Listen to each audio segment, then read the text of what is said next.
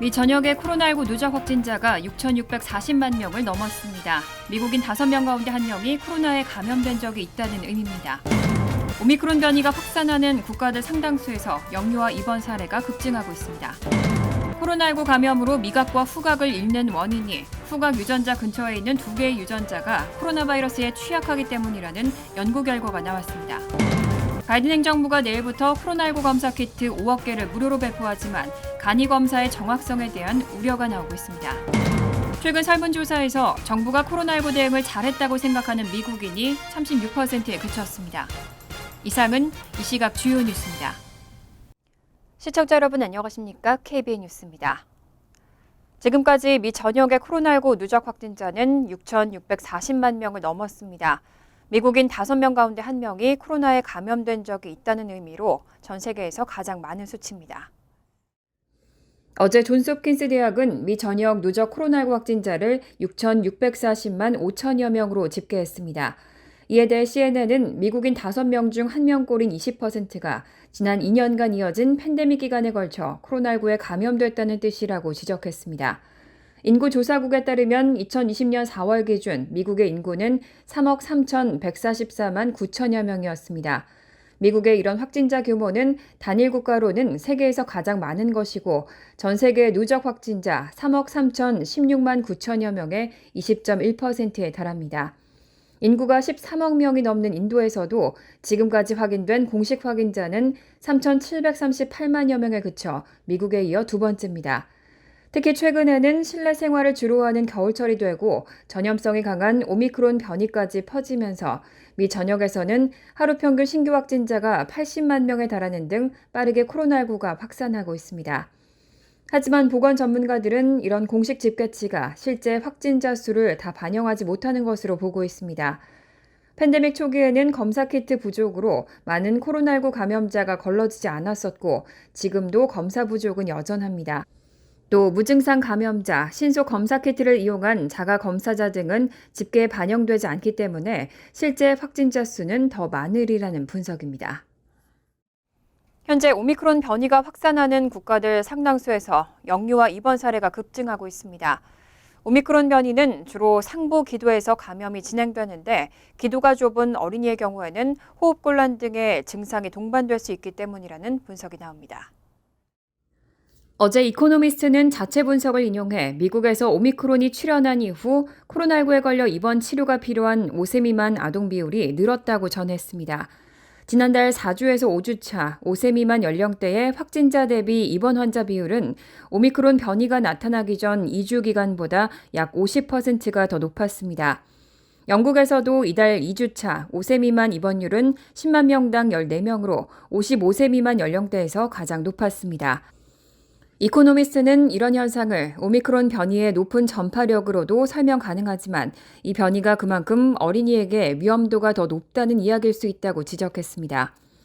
오미크론 변이는 상부 기도에서 감염과 복제가 주로 진행되기 때문에 성인한테는 증상이 가볍지만 비교적 기도가 좁은 어린이의 경우 호흡곤란 등 증상이 동반될 수 있다는 지적입니다. 또 현재 백신 접종 연령이 5세 이상부터 승인된 상태라는 점도 원인 중 하나로 꼽힙니다. 세계보건기구 면역자문단인 전문가 전략자문그룹은 지난 14일 내놓은 연구에서 특히 1세 이하 영아 입원율이 늘었다며 지난달부터 이달 중순까지 코로나19 확진 후 입원하는 아동 중 1세 이하 영아 비율이 30%에서 42%로 증가했다고 밝혔습니다. 다만 이전 변이와 비교해 증상은 기침과 미열 등 심하지 않았고 입원 기간도 감소한 것으로 나타났습니다. 코로나19 바이러스에 감염된 사람들은 미각과 후각을 잃는 사례가 많죠. 그 원인에 대한 조사가 진행돼 왔는데요.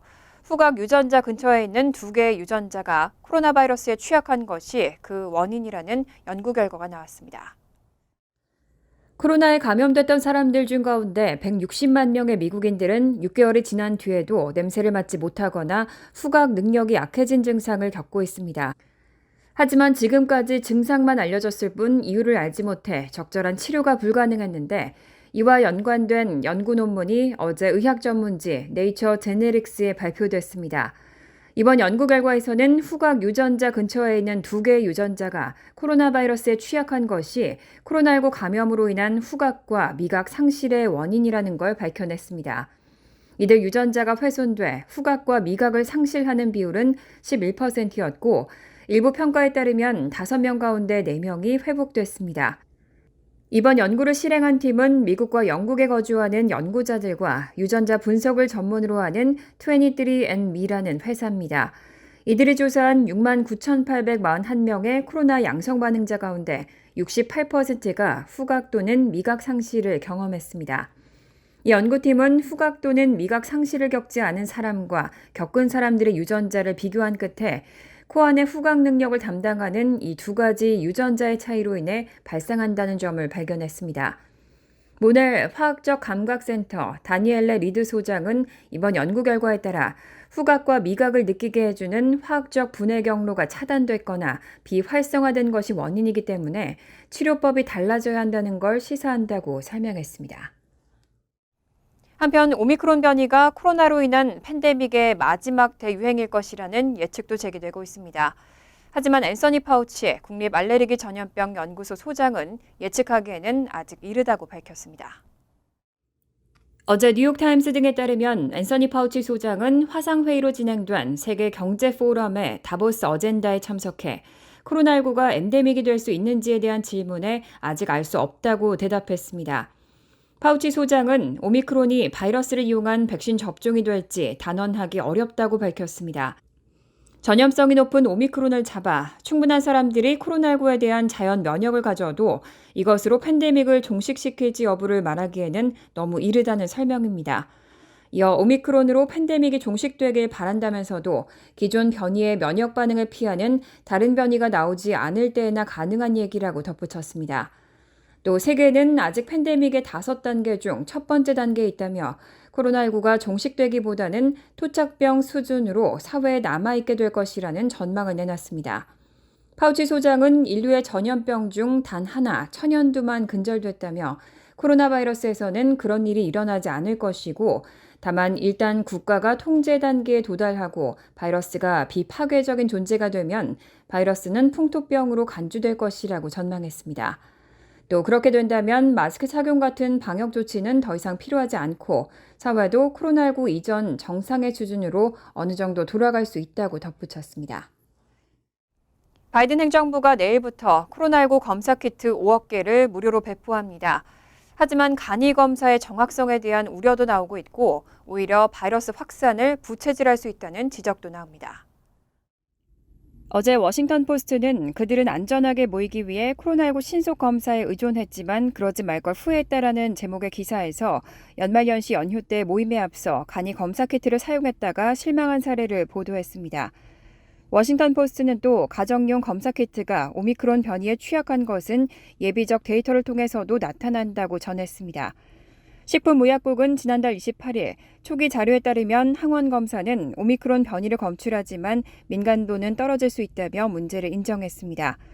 이달 초 뉴욕과 샌프란시스코의 확진자 30명을 상대로 한 소규모 연구에서는 안티젠 검사로 감염 첫날과 둘째 날 바이러스를 검출하는 데 실패했습니다. 전문가들은 PCR 검사와 안티젠 검사가 결과에서 차이를 보이는 것은 설계 자체가 다르기 때문이라고 설명합니다. PCR 검사는 바이러스를 증폭시키는 방식이어서 적은 양으로도 판정할 수 있지만 안티젠 검사는 바이러스 양이 적을 경우 한 번의 검사로는 감염 여부를 판단하기 어렵기 때문입니다. 이 때문에 가정용 진단키트는 바이러스 양이 많은 확진자와 밀접 접촉한 지 2일에서 5일 후 가장 신뢰도가 높다며 연속으로 여러 차례 검사하라고 권장하고 있습니다. 하지만 바이든 대통령이 약속한 무료 진단키트는 한 가정이 한 달에 최대 4개까지 받을 수 있습니다. 안티젠 검사의 정확도를 높이려면 연속으로 여러 차례 검사해야 하는데 하루 평균 80만 명이 감염되는 상황에서 이 수량은 턱없이 부족하다는 비판이 나오고 있습니다. 바이든 대통령이 취임 1년을 앞둔 가운데 최근 설문조사에서는 코로나19 대응을 잘했다고 생각하는 미국인이 36%에 그쳤습니다. 대유행을 억제하기 위한 정부의 노력을 지지하는 여론이 가장 낮은 수준으로 떨어졌습니다. 어제 뉴욕타임스는 CBS와 여론조사업체 유gov가 지난 12일에서 14일 성인 2,094명을 상대로 조사한 결과 코로나19에 대처하려는 미국의 노력이 잘 진행되고 있다고 대답한 응답자가 36%로 집계됐다고 보도했습니다. 대통령의 팬데믹 상황 관리를 긍정적으로 평가한 응답자도 49%에 그쳤습니다. 7월 여론조사에서는 이 수치가 66%였습니다. 여론은 특히 정파에 따라 갈렸습니다. 팬데믹 대처를 긍정평가한 응답자의 78%는 진보 성향이라고 밝혔고 부정평가한 응답자의 83%는 보수 성향인 것으로 나타났습니다. 바이든 행정부의 정책이 팬데믹 상황을 개선시켰다고 답한 응답자는 35%였고 상황을 악화시켰다는 응답자는 40%로 나타났습니다. 정부의 정책에 대한 불만족은 백신 가용성과 거의 관련이 없었습니다. 코로나19 대처가 잘못됐다고 말한 응답자 가운데 70%는 정부가 내놓는 정보가 혼란스러웠다고 지적했습니다. 한편 대통령의 코로나19 대처를 긍정평가한 사람들은 백신 접종을 독려한 점, 백신 의무화를 권장한 점, 코로나19 피해에 대한 경제적 지원 등을 잘한 대목으로 꼽았습니다. 트럼프 전 대통령이 오는 20일 퇴임 1년을 맞습니다.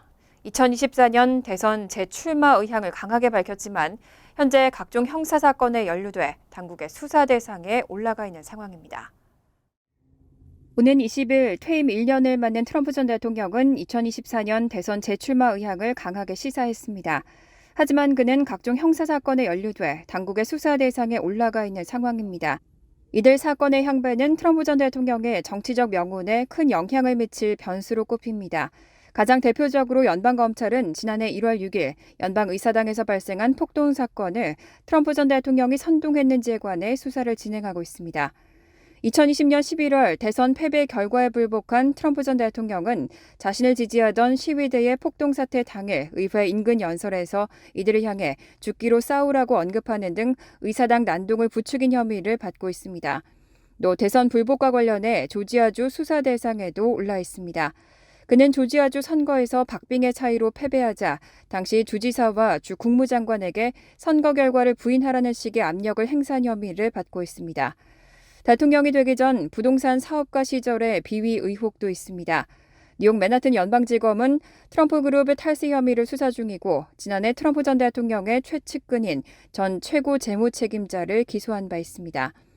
이와 별개로 뉴욕주 검찰은 트럼프 일가가 세금을 적게 내기 위해 부동산의 자산 가치를 축소하면서도 은행 대출을 받는 과정에선 자산 가치를 부풀렸다는 의혹 등에 대한 수사를 이어가고 있습니다. 연방준비제도가 인플레이션을 해소시키기 위해 다양한 방안을 검토하고 있는데요. 전문가들은 연준이 인플레이션은 따라잡겠지만 문제는 경기 회복세나 주식시장의 폭락 없이 물가 상승을 안정화시킬 수 있는지 여부라고 분석하고 있습니다.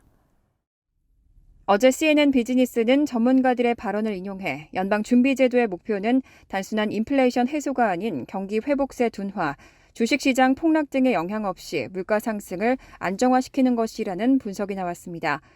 연준은 지난해 인플레이션이 공급망 대란에 따른 일시적 현상이라고 봤다가 소비자 물가가 8개월 연속 5% 이상 급등한 후에야 인플레이션에 대응하며 테이퍼링 조기 종료와 금리 인상까지 예고했습니다.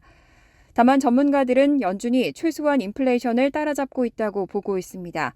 뱅크 오브 아메리카의 선임 경제분석가 아디트야 바베는 연준이 인플레이션은 따라잡을 수 있겠지만 경기 회복세를 가라앉히지 않고 월가를 당황시키지 않고 인플레이션을 따라잡는 것이 까다로운 부분이라고 말했습니다. 연준이 어느 정도 수준까지 금리를 인상할지에 대해선 논쟁이 분분하지만 연준은 채권 시장도 주시해야 합니다. 연준 임원이었던 조사기관 퀼 인텔리전스의 최고 경영자 다니엘 디마르니토부스는 재무부가 발행한 장단기 채권이 각각 그리는 수익률 곡선이 평탄화되고 있음을 지적하며 연준은 이 수익률 곡선이 역전할 정도의 수준까지 금리를 인상하진 않을 것이라며 이는 의도적으로 미국 경제를 불황으로 몰아넣는 것인데 이는 절대로 안 되는 일이라고 강조했습니다. 팬데믹 사태로 뉴욕 브로드웨이 극장가는 1년 반 동안 문을 닫은 뒤 공연을 재개한 지 얼마 되지 않았는데요. 오미크론으로 또 타격을 받고 있습니다.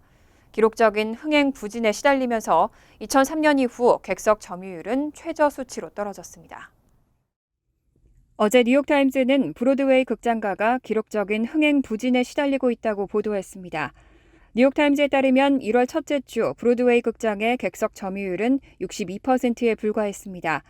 이런 수치는 극장 연주자들의 파업으로 파행을 빚었던 지난 2003년 이후 최저 수치입니다. 코로나19 사태 발생 전인 2020년 1월 브로드웨이 극장의 객석 점유율은 94%에 달했습니다. 통상 1년 중 가장 관객이 많은 크리스마스와 연말 연시에 브로드웨이 극장가의 수익은 지난해 4천만 달러에 그쳐 코로나19 이전 같은 기간 9,900만 달러와 비교하면 절반 이하로 줄었습니다. 현재 브로드웨이에서 가장 인기가 높은 해밀턴의 경우 코로나19 전에는 프리미엄 좌석의 가격이 847달러에 달했지만 최근엔 299달러로 떨어졌습니다. 관객의 수요를 감안해 가격을 조정했기 때문입니다. 이에 따라 공연 일정 단축이라는 극약 처방을 내놓는 극장도 늘어나고 있습니다. 공연을 할 때마다 연기자와 연주자, 스태프 등에 대한 보수를 포함해 적지 않은 제작비가 투입되지만 줄어든 관객 탓에 수지를 맞출 수 없기 때문입니다. 최근에는 다이애나, 제기드 리틀필 등 6개 작품의 공연이 조기 종료됐고 앵무새 죽이기와 걸 프롬 더 노스 컨트리 등 3개 작품은 공연이 잠정 중단됩니다. 이달 말이 되면 브로드웨이 41개 극장 중에서 무대에 불이 켜진 극장 수는 19개로 줄어들 전망입니다. 간추린 소식입니다. 시라큐스 대학 사법정보센터가 최근 공개한 추방재판 처리 현황에 따르면 2022 회계연도가 시작된 지난해 10월부터 12월 말까지 미 전국적으로 추방재판에 넘겨진 한인 이민자는 모두 18명으로 집계됐습니다. 주별로 보면 캘리포니아 5명, 뉴욕 5명, 텍사스 3명, 메릴랜드 2명, 뉴저지 1명 등의 순입니다. 추방재판에 넘겨진 혐의로는 불법 체류 등 단순 이민법 위반이 전체의 50%에 해당하는 9명이었고 범죄 혐의 3명, 미입국 2명 등으로 분류됐습니다. 항공업계 이익단체 에어라인스 포 아메리카는 핏 부리지지 교통부 장관과 스티브 딕슨 연방항공청 청장 등에게 보낸 서한에서 5G 서비스를 시행하면 신호 혼선으로 수천 대 항공기가 이륙을 하지 못할 수도 있다며 주요 공항 50곳의 2마일 이내에 5G 기술을 활성화하지 못하도록 규제할 것을 촉구했습니다. 경영진들은 5G 중저대역 서비스가 공항 주변에서 실시되면 무선 고도계에 의존해야 하는 항법 시스템 특성상 운항 중인 대량의 항공기가 무기한 이륙하지 못할 수도 있다고 주장했습니다. 이동통신회사 AT&T와 버라이즌은 기존의 5G 서비스를 전환해 C밴드로 불리는 3.7에서 4.2GHz의 중저대역 서비스를 내일부터 시행할 계획입니다. 월스트리트저널에 따르면 농림부는 올해 플로리다주 오렌지 수확량이 90파운드짜리 기준 4,450만 상자로 예상된다며 기존 전망치를 낮췄습니다. 월스트리트저널은 농림부의 전망이 정확하다면 올해 오렌지 수확량은 1945년 이후 최소 수준이 될 것으로 설명했습니다. 플로리다주 감귤국은 감귤 녹화병이 이번 사태의 주요 원인이라고 밝혔습니다. 감귤 녹화병은 나무의 영양분과 수분 흐름을 막아 열매가 익지 않은 채 떨어지게 하는 질병입니다. 수확량 감소에 냉동 농축 오렌지 주스의 선물 가격은 지난 14일 파운드당 1달러 50센트의 거래를 마쳐 코로나19 팬데믹 이후 50%가량 올랐습니다. 한민족 정체성 운동 아카데미는 정기총회를 개최하고 새로운 대표로 이윤희 임원을 인준했습니다. 이윤희 신임 대표는 취임사에서 자라나는 2세들에게 한민족의 위대한 인류 유산인 홍익인간 정신을 물려주고 이 시대의 지표가 될 수 있는 사업들을 진행하겠다고 밝혔습니다. 한민족 정체성 운동 아카데미는 사업 및 외모분과의 김재남, 아카데미 분과의 박병찬, 내무분과의 헬리킴, 그리고 감사의 홍순경, 김평겸 의원을 새롭게 임준했습니다. 새해 들어 새롭게 발족하는 홍익학당 책임자로는 홍순경 임원이 선임됐습니다. 환율과 증권 소식입니다.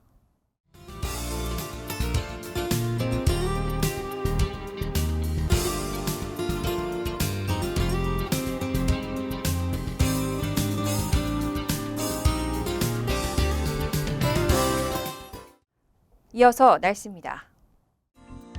수요일은 흐린 가운데 저녁부터는 눈이나 비가 내리는 곳이 있겠습니다. 낮 최고 기온은 44도, 섭씨 7도, 밤 최저 기온은 36도, 섭씨 2도로 예상됩니다. 목요일은 오전 중 눈이 내린 후 개겠습니다. 금요일은 대체로 화창하겠습니다. 이상으로 KBN 뉴스를 마칩니다. KBN과 함께 즐거운 저녁 되시기 바랍니다.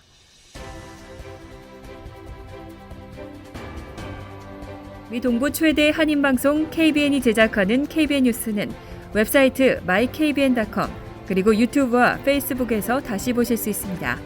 좋아요, 구독, 알림 설정은 뉴스 제작에 큰 도움이 됩니다.